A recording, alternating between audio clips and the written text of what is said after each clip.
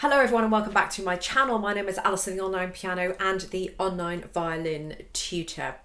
In today's video, I'm going to be talking to you about learning to play the violin as an adult. Now, I've split this up into 4 parts, so 4 videos, and this one is going to be talking about time management. But before we get into this video, don't forget to like this video and subscribe to my channel and comment underneath the video, as it does help with the YouTube algorithms to help get my YouTube channel out there a little bit more. I'd also just quickly like to make everyone aware that I have a Patreon page, and for just $5 a month you'll gain access to my complete back catalogue of almost 1,000 pieces of violin sheet music, which are added to on a weekly basis, as well as MP3 backing tracks for the violin performance covers, and some easy piano music as well that cover literally every genre from Chopin to Adele and everything in between. If you are interested, further details on my Patreon page can be found in the link just under here, and I will also put a link underneath this video and in the comments as well. Most of my audience, if not all of my 100% of my audience watching this video, are going to be adults, and some of you might be sitting there thinking that it's very difficult to learn an instrument, and it is. Time management as adults, we have other responsibilities. We have jobs, we have lives, we have children, we have family. We have just other extracurricular activities and things like that. So all of those things can make it very challenging to learn to play the violin, because we need to have time to practice the instrument. It's a lot of time and it's a lot of effort to dedicate to playing an instrument, and it isn't something that you can sort of just do for 5 minutes and then put it away 2 weeks later and come back to it again. It doesn't sort of quite work that way. So really the best thing around that is that it is something that you can do, but like anything, you do have to make time for it. Obviously it can't just be something, a violin is for life, not just for Christmas, so it can't just be something that you sort of flit in and out with. You are going to want to dedicate some proper time to this, so you'll just probably want to try and establish a consistent practice routine. Even if it's just for a short time each day, you really want to be finding the time to practice daily. Now, I said in a previous video that, if you're practicing once a week, it's probably not worth doing at all. Once or twice a week you're not going to be learning if you're just playing once or twice a week, because all you're going to be doing is just keeping yourself at that kind of same level. You're not ever going to be you won't ever progress. You'll just stay at the level that you currently are, of whatever that level that is. So ideally you want to be practicing every single day. If you can't practice every single day, you want to be practicing at least 5 days out of the 7 days. I mean, for an absolute push. But if you can't find the time to practice, then maybe starting the violin isn't the right time in your life to start the violin.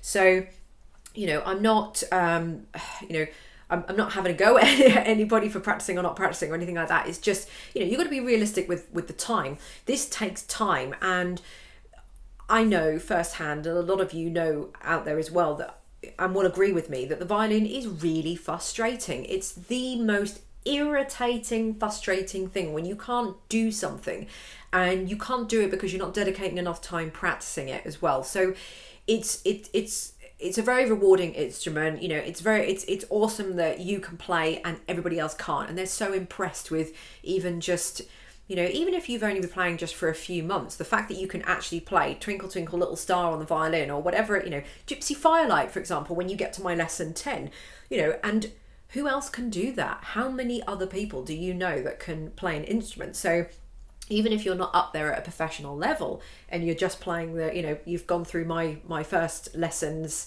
lessons 1 to 10, when you get to lesson 10, you're playing that piece Gypsy Firelight, people are going to be impressed, because you would have had to put in a lot of work to get there. So it is a very rewarding instrument. It's highly frustrating at the same time, but it is worth it. So you will need to just put some time aside. I mean, I would say at least in the beginning stages, I'd say at least 20 minutes to half an hour. That would not be unreasonable. 20 minutes, half an hour is really not a lot of time in the grand scheme of things. And I know we have very busy lives and we are doing lots of things, but if you do want to play the violin, all the little violin would be asking for is just a mere 20 to 30 minutes of your time to dedicate to just to show him some love. The other thing that you can do is get yourself a teacher. That a teacher can hold you accountable. So you're going to be seeing a teacher on a weekly basis. So the teacher will set you some homework, or set you some practice to do, and then you will have to make sure that you practice for the next week when you go and see them. And if you don't do that, then you're going to be in a lot of trouble with them. And and not only that, you're just throwing your money down the drain, aren't you? So someone can hold you accountable. Obviously, for those of you who don't have access to a violin teacher, or they live too far away, you can't afford one, you can't commit to one, whatever the case may be, you guys obviously know that I do have an online violin course. This is just some of the books here. I have a violin course of 30 lessons. Now, there are things that you can practice in that course as well, and it is designed to be for you guys learning on the internet. There are set exercises that you can do in those courses that you can put into your practice routine, so you know what you're going to be practicing and when you're going to be practicing. Obviously, you don't have the luxury of having anyone holding you accountable. That's where a personal private teacher would come in. But obviously, for those of you that don't have that isn't going to be possible. So you're just going to have to hold yourself accountable, which is probably the whole reason why you're watching this video anyway. So like I said, there are plenty of things in these books that you can do. This is a songbook that you do after the first 10 lessons. First 10 lessons of my course actually are absolutely free.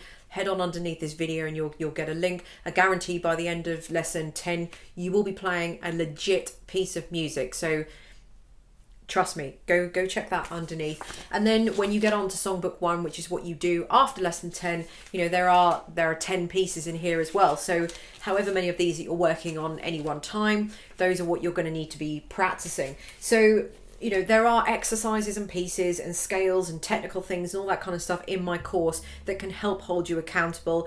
You can write down on a bit of paper what you are working on and what you want to achieve, and just things like that. And then every time you go and have your practice session, you can make sure that you're ticking those off and you're moving along. But also my book course is structured into lessons, so you know exactly where you are. Lesson 1, lesson 2, then you're on lesson 11, lesson 12, lesson 15, lesson 17. There's 30 lessons. So, if you're hovering around lesson 5 and you've been on that for the last 6 months, maybe you're not putting in as much time as you sort of need.